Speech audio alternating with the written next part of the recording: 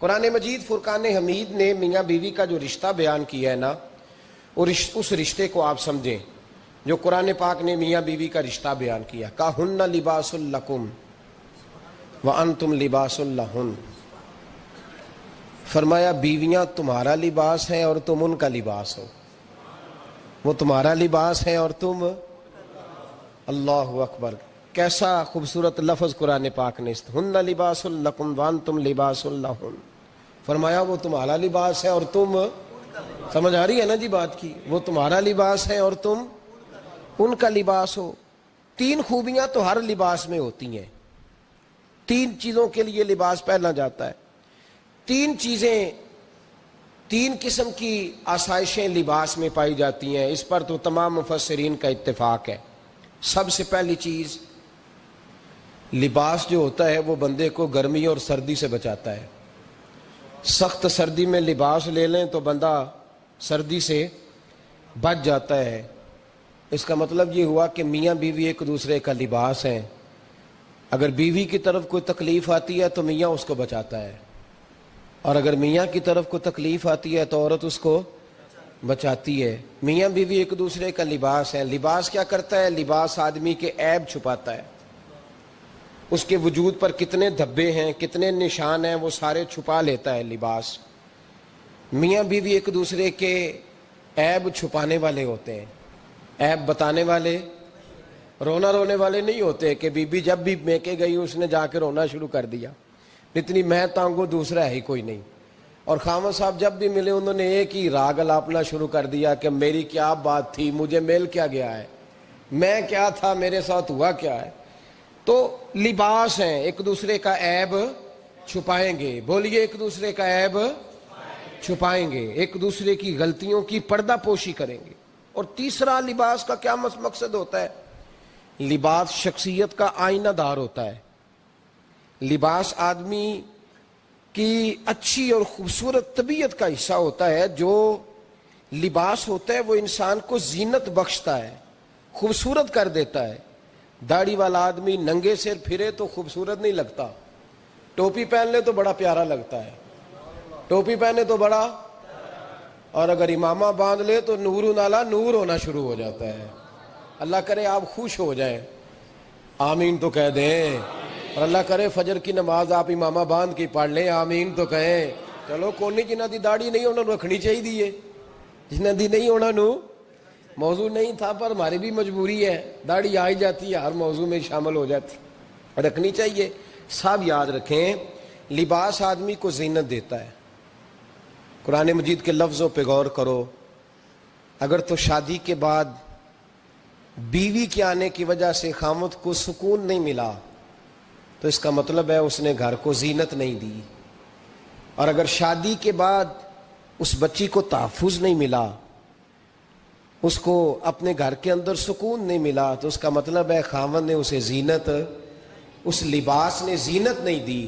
میاں بیوی ایک دوسرے کا لباس ہے، اس مقدس رشتے کو اسلام نے باندھا، اور لباس کہہ کے باندھا۔ میرے رسول کریم علیہ الصلوۃ والسلام نے پہلے تو خارجی لوگوں کو منع کیا ہے۔ میری ذاتی رائے یہ ہے کہ میاں بیوی کی ذاتی لڑائی کوئی بھی نہیں ہوتی، ذاتی لڑائی، میری باتوں کی سمجھ تو آ رہی ہے نا آپ دوستوں؟ کوئی نہیں آ رہی؟ اللہ جزا دے آپ۔ میاں بیوی کی ذاتی لڑائی کوئی نہیں ہوتی، ہوتا پتہ کیا ہے؟ لڑکے سے پوچھیں کہ بتائیں جناب کیا حال ہے، تو کہتے ہیں بیوی میری صحیح ہے، اس کے گھر والے نہیں صحیح۔ سنا ہے آپ نے بھی کبھی یہ لفظ؟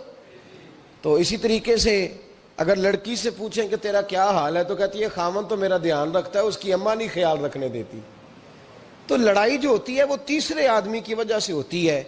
تیری اماں آئی تھی تو اس طرح کہہ گئی، تو تیرا بھائی آ گیا تھا تو وہ یہ کہہ گیا، تیسرے فرد کی وجہ سے۔ میرے نبی کریم علیہ الصلوۃ والسلام نے تیسرے بندے کو سمجھایا ہے، تیسرے فرد کو حضور نے سمجھایا ہے۔ نبی پاک علیہ الصلوۃ والسلام نے فرمایا خبردار، ماں، بھائی، بیٹا، باپ سارے لحاظ کریں، بسنے دے میاں بیوی کو۔ اگر شادی کر دیا تو ان کو سکون سے رہنے دو۔ تم دو جملے کہہ کے چلے گئے، کوئی عیب نکال کے جو چھپا ہوا تھا خامن کی نظر میں وہ نکال کے بتا دیا کہ تیری بیوی یہ کام بھی کرتی ہے، اب تم تو ہٹ گئے وہ بات کہہ کے، اب انہوں نے اکٹھے رہنا ہے، ان کی زندگی مصیبت کا شکار ہو گئی۔ آزمائش میں آ گئے وہ دونوں، ساری زندگی کڑتے رہے، ایک عیب نکال کے لڑکی کے گھر والے لڑکے کا اسے بتا کے چلے گئے تیرے خامد میں یہ عیب پایا جاتا ہے، وہ ساری زندگی کڑتے رہیں گے، تکلیف میں رہیں گے، انہوں نے تو اکٹھے رہنا ہے۔ بتانے والا چلا گیا، میرے رسول کریم صلی اللہ علیہ وسلم فرماتے ہیں لعنتی ہے وہ شخص، لعنتی ہے وہ شخص۔ یا رسول اللہ کون سا؟ فرمایا جو بیوی کو مرد کے خلاف اکساتا ہے اور مرد کو بیوی کے خلاف اکساتا ہے، وہ لعنتی ہے، ملعون ہے، رحمت الہی سے دور ہے وہ شخص۔ انہیں قریب کرنے کی کوشش کر، تو ان کے اندر محبت پیدا کرنے کی کوشش کر۔ میرے نبی کریم علیہ الصلوۃ والسلام نے جب حضرت سیدہ فاطمہ الزہرا رضی اللہ تعالی عنہا اور جناب سیدنا علی المرتضیٰ رضی اللہ تعالی عنہ کی شادی کی تو نبی پاک نے دونوں کے سر جوڑے اور دونوں کے درمیان محبت کی دعا فرمائی، دونوں کے درمیان محبت کی دعا فرمائی۔ اور نبی پاک صلی اللہ علیہ وسلم حضرت فاطمہ کے سامنے جناب علی کے فضائل بیان فرماتے، اور جناب علی آتے تو نبی پاک فرماتے فاطمہ تو میرے وجود کا حصہ ہے، وہ تو میرے جگر کا ٹکڑا ہے۔ تو ان دونوں کے درمیان الفت پیدا، یہ سب سے پہلے تو خارجی لوگ اس بات کا خیال کریں، سب سے پہلے تو خارجی لوگ خیال کریں، توجہ دیں کہ ان کو بکھرنے سے بچائیں۔ اب میاں بیوی بھی سمجھ لیں کہ ہماری ذمہ داریاں کیا ہیں۔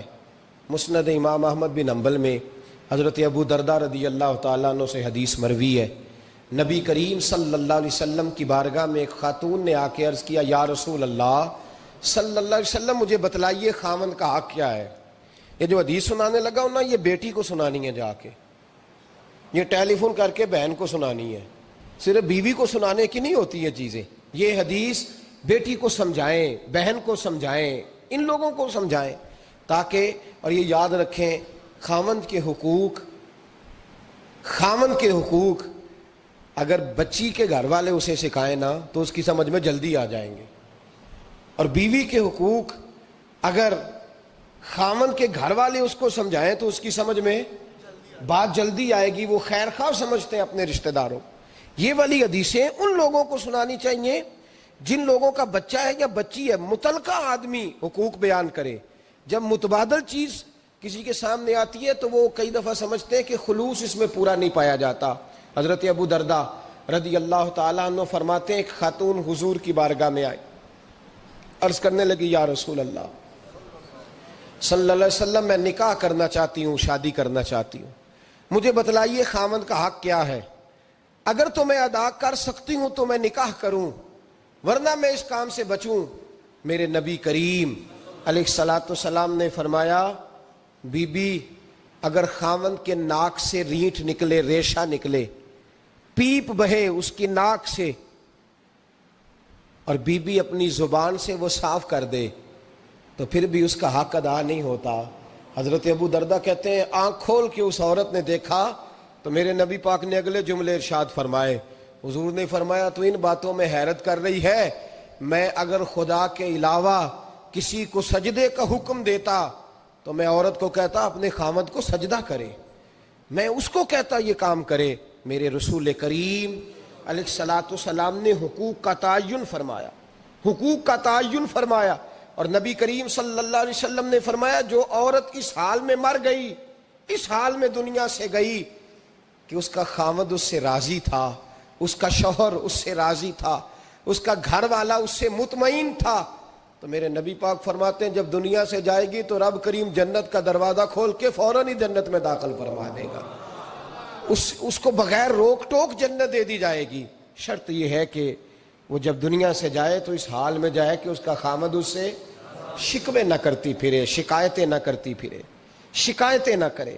ہمارے زمانے میں شکایتیں ہوتی ہیں اور خواتین عورتیں اس بات کو سمجھتی نہیں کہ اللہ نے جو میرے نصیب میں رکھا تھا اور جو خاوند رب نے میرے لیے پسند کیا تھا وہ اللہ نے مجھے عطا فرما دیا ہے۔ وہ شکوے کرتی ہیں، شکایات کرتی ہیں، اور دوسری عورتوں کو سامنے رکھ کے وہ فلاں کے حصے میں یہ چیز آئی، فلاں کے حصے میں یہ چیز آئی، فلاں کا خاوند یوں کرتا ہے، شکوہ کرتی ہیں۔ میرے رسول پاک علیہ السلام نے فرمایا عورتیں کثرت سے جہنم میں جائیں گی، کثرت سے۔ تو ایک صحابی رو پڑے، ایک حدیث میں لفظ یہ ہے رو پڑے، عرض کرنے لگے یا رسول اللہ وہ ہماری مائیں بھی ہیں، بیٹیاں بھی ہیں، بہنیں بھی، حضور جہنم میں جائیں گی؟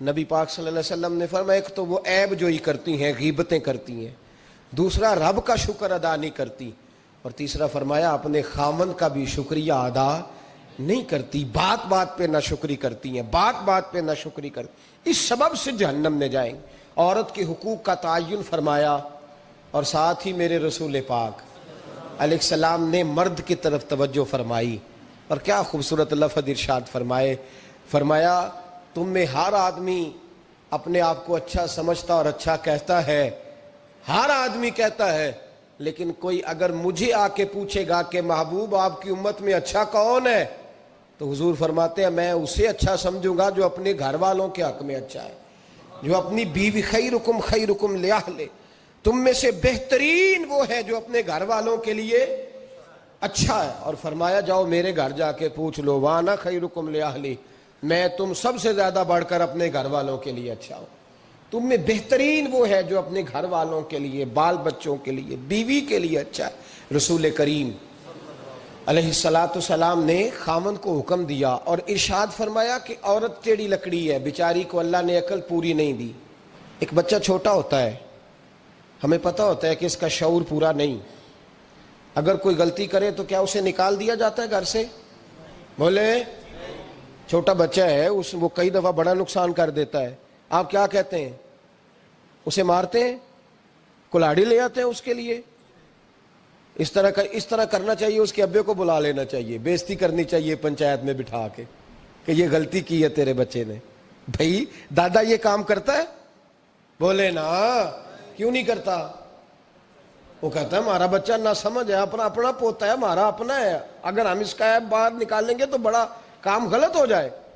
لیکن وہی ابا جی جب بہو کوئی غلطی کر بیٹھتی ہے تو پنچایت بلاتے ہیں، لوگوں کے سامنے معاذ اللہ تعالیٰ بڑی کڑوی کسیلی باتیں کرتے ہیں، ایسی باتیں کرتے ہیں کہ جو ان کی بیٹی کے بارے میں کہی جائے تو وہ کبھی پسند نہ کریں، اتنے سخت جملے کہے جاتے ہیں، بیٹی والے کو رسوا کیا جاتا ہے۔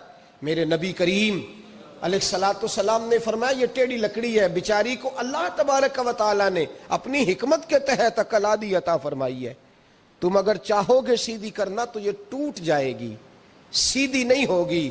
حضور کیا کریں؟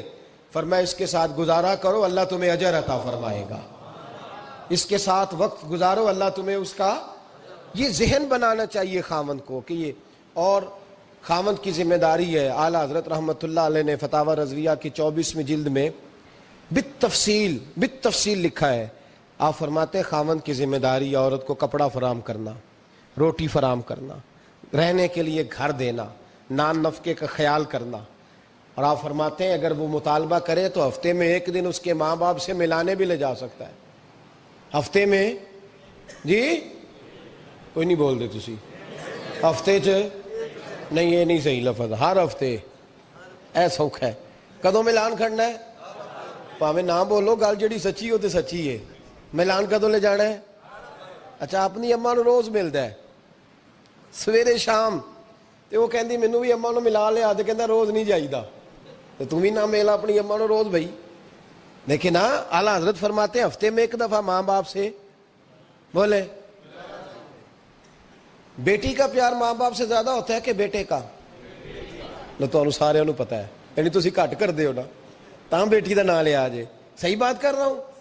تو جس کا پیار زیادہ ہے اس کو روک دیا، کہتے نہیں روز نہیں جائیدا، سال بعد جائیں، بلکہ ان تے اللہ خیر کرے، اللہ پاک فضل کرے، داماد صاحب کی عزت ہی نہیں نہ ہوتی، اس کو آنکھوں پہ بھی اٹھائے تو کہتے تیرے گھر دے میری عزت نہیں کر دے، پتہ نہیں ان تو عزت بھائیا کیڑی شے دا نام رکھیا ہے، وہ کیڑی ہے جڑی تینوں چاہیے، اللہ ہی بہتر جانتا ہے۔ عزت نہیں کرتے تو لہذا میرا پروٹوکول نہیں، پھول لے کے کھڑے نہیں ہوتے گلی میں، وہ باہر نہیں نکلتے، وہ اشتہار نہیں چھاپتے کہ داماد صاحب آ رہے ہیں، اور ویسے بھی میں کہاں جاؤں، مطلب یہ کہ چپس بھی نہیں ہے، انہوں نے سنگ مرمر بھی نہیں لگوایا ہوا، تو میں کیسے جاؤں، میری شان کے خلاف۔ اعلیٰ حضرت فرماتے ہیں ہر ہفتے وہ بیٹی جو ہے، تو بیٹیاں ہوتی ہیں، یہ تو اس دن پتہ چلتا ہے نا جب اپنی بیٹی بندہ ڈولی میں ڈالتا ہے، پھر پتہ چلتا ہے کہ دل کرتا ہے ہر ہفتے اس کو ملنے کو، دل کرتا ہے کہ وہ آئے، چہرہ دکھائے، ایک دفعہ مل جائے، ہر ہفتے اس کو ملوانے لے کے جائے، اس کی غلطیاں معاف کرے، اس کے عیبوں پہ پردہ ڈالے، اس کی کوتاہیوں کا خیال کرے، اس سے درگزر کرے، میرے نبی کریم صلی اللہ علیہ وسلم نے فرمایا میں اپنی امت کو حکم دیتا ہوں کہ اپنی بیوی سے بغض نہ پالنا، بغض نہ پیدا کرنا، کوئی غلطی کرے تو بغض نہ پیدا کرنا، بغض نہ رکھ لینا سینے میں کہ تو ہے ہی ایسی، تو ہے ہی، بغض نہ پالنا۔ اور کیا خوبصورت لفظ ہیں حضرت خدیجہ الکبریٰ کے سرتاج کے، اور کیا لفظ ہیں جناب سیدہ آمنہ کے لال کے۔ میرے نبی پاک فرمانے لگے اگر تمہیں اپنی بیوی کی کوئی عادت ناپسند ہے تو غور کر لو، ڈھونڈ لو، اس میں ایسی بھی عادت تمہیں ضرور مل جائے گی جو تمہیں بڑی پسند ہوگی۔ ڈھونڈ لو، غور کر لو، مل جائے گی، کوئی ایسی بھی مل جائے گی جو تمہیں بڑی پسند ہوگی، وہ بھی تمہیں مل جائے گی۔ ڈھونڈو تو صحیح، تلاش تو کرو، بغض کی اینک نہ لگانا، بغض کی اینک لگا کے دیکھو گے تو کچھ نہیں ملے گا۔ نبی رحمت سید عالم صلی اللہ علیہ وسلم، پہلی بات یہ ہے کہ اللہ کے حبیب نے تعین فرمایا، اور پھر عملی طور پر